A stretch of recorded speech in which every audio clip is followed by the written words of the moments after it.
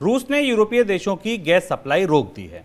इसकी शुरुआत हो गई है बुधवार को पोलैंड और बुल्गारिया की जाने वाली जो गैस है उसको रोक दिया गया है। यूक्रेन के साथ युद्ध छेड़ने के लिए यूरोप के देश रूस का विरोध कर रहे हैं और उसके खिलाफ सख्त आर्थिक प्रतिबंध भी लगाए हुए हैं। इसके बावजूद यूरोप के देश रूस से लगातार गैस और तेल खरीद रहे हैं। पूरे यूरोप को सख्त संदेश देने के लिए रूस ने पोलैंड और बुल्गारिया की गैस सप्लाई को रोक दिया है, लेकिन यूरोप के देश इसे ब्लैकमेलिंग मान रहे हैं। अपने तेल और गैस की 1/3 ज़रूरत यूरोप रूस से ही पूरी करता है, उस पर पूरी तरह से निर्भर है। सर, कटौती किस तरह की गई है और ये किस तरह लागू हुई है?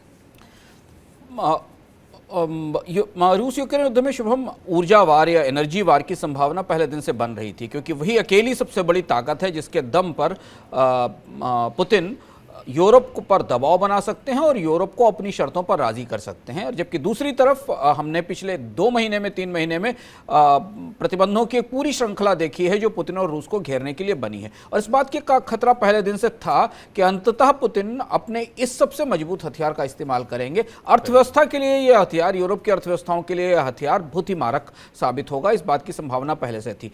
पुतिन ने रणनीतिक तौर पर बुल्गारिया और पोलैंड को टारगेट किया है। ये दोनों देश नाटो के करीबी देश हैं। बुल्गारिया से हालांकि अच्छे रिश्ते रहे थे पिछले समय तक रशिया के, लेकिन बाद में सरकार बदलने के बाद बुल्गारिया ने यूक्रेन पर रूस के हमले का विरोध किया और पोलैंड के साथ रिश्ते पहले से खराब हैं। पुतिन ने शर्त रखी थी कि जो देश रूबल में पेमेंट नहीं करेंगे गैस का, उनकी गैस की आपूर्ति रोक दी जाएगी। गैसप्रॉम जो वहाँ की मोनोपोली गैस सप्लायर है, जो रशिया की सबसे बड़ी गैस कंपनी है, उसने इन दोनों देशों की गैस सप्लाई में कटौती की है। दोनों देशों का कहना है कि ये उनके लॉन्ग टर्म कॉन्ट्रैक्ट के अगेंस्ट है, क्योंकि ऐसा कोई कॉन्ट्रैक्ट नहीं था कि रूबल में सप्लाई की जाएगी। जो अनुबंध था गैसप्रॉम के साथ वो यूरो और डॉलर में पेमेंट का था। लेकिन पुतिन ने प्रतिबंधों का जवाब देने के लिए एक तरह से ऊर्जा वार की शुरुआत कर दी। और इसके बाद पूरे यूरोप के बाकी देशों में, जैसा कि हमें पता है कि करीब 40% गैस यूरोप की रशिया से आती, सब जगह खास किस्म की सनसनी फैली हुई है और यूरोप अपनी तैयारियों में वापस लग गया है कि पुतिन को इसका जवाब कैसे दिया जाए। बिल्कुल सर, अब यूरोपियन यूनियन इसकी तैयारी कैसे कर रहा है? वो इस परिस्थिति को संभालने के लिए क्या कुछ कर रहा है? शुभम, करीब 850 मिलियन डॉलर पर डे का भुगतान करता है यूरोप रशिया को अपने तेल और गैस की सप्लाई के लिए। यूरोपियन यूनियन में की सबसे बड़ी दुविधा इस समय यह है कि यूरोप की कुछ कंपनियां जिनका सीधा समझौता है गैसप्रॉम के साथ या रशियन बैंक्स के साथ जहां से गैस सप्लाई आ रही है, वो इस प्रतिबंध को तोड़ रही हैं, वायलेट कर रही हैं और उन्होंने अपने रूबल अकाउंट खोल लिए हैं गैसप्रॉम बैंक में तेल की आपूर्ति, तेल मंगाने के लिए। और यहां से वो चुनौती शुरू होती है और इसलिए कल यूरोपियन यूनियन ने बहुत सख्त शब्दों में अपने यूरोप के देशों की कंपनियों को इस बात की चेतावनी दी कि वो रूस को रूबल में भुगतान ना करें, क्योंकि यह प्रतिबंध का उल्लंघन होगा। इस चेतावनी के बाद कंपनियों पर शायद दबाव बनेगा कि वो वापस प्रतिबंधों के दायरे में ही समझौता करें और सौदेबाजी करें। दूसरी महत्वपूर्ण बात यह कि पोलैंड ने कहा है कि उनके पास गैस की समस्या नहीं है। उन्होंने अपने लिए गैस का इंतजाम पहले से कर रखा था, जैसा कि हम मनी सेंट्रल में चर्चा करते हुए आए कि यूरोप अपनी तैयारियों में लगा था कि किसी भी समय ये नौबत आ सकती है, इसका ये हो सकता है।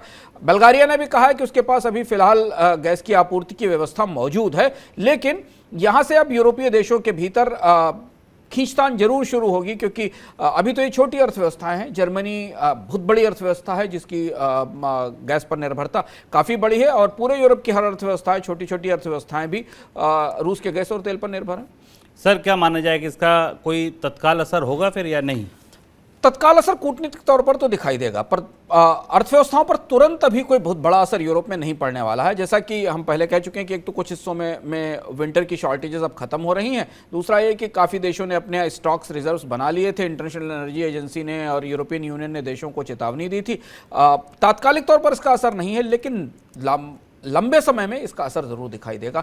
और तात्कालिक असर अगर हम देखें तो हमें गैस की कीमतों में बढ़ोतरी दिखाई देगी। ये आप मैप में देख सकते हैं कि यूरोप के किन किन देशों की कितनी निर्भरता है गैस के मामले में यूरोप में रूस के ऊपर। तो जैसे जैसे ये गैस की आपूर्ति रेगुलेट होना शुरू होगी, संभावना इस बात की है कि इसके बाद वो जर्मनी को, स्वीडन को और कुछ देशों के, लातविया जैसे देश हैं अपनी 100% गैस के लिए निर्भर हैं, इस्टोनिया जैसे देश हैं जो करीब 40% गैस के लिए निर्भर हैं, फिनलैंड 67% गैस के लिए निर्भर है। तो अगर ये कम होता है तो अंतर्राष्ट्रीय बाजार में तत्काल गैस की कीमतें बढ़ती चली जाएंगी और गैस की बढ़ती हुई कीमतें दुनिया की बाकी सारी अर्थव्यवस्थाओं को प्रभावित करेंगी। बाकी यूरोप के देशों के लिए अब चुनौती यह है कि वो जल्दी से जल्दी इसका विकल्प ढूंढें और तैयारी शुरू करें। सर, लंबी अवधि में इसका असर क्या होगा और अब रणनीति क्या होगी यूरोपीय देशों की इस पे? यहां से मुझे लगता है शुभम, ये सबसे महत्वपूर्ण बात है कि लोगों को, यूरोप के नेताओं को ये लग रहा था कि रूस ये करेगा और अब रूस ने ऐसा कर दिया है और इसको करने के बाद यूरोप के लिए अब अपनी गैस रूस पर निर्भरता खत्म करने की जो मुहिम है वो यहां से बहुत तेजी से रफ्तार पकड़ेगी।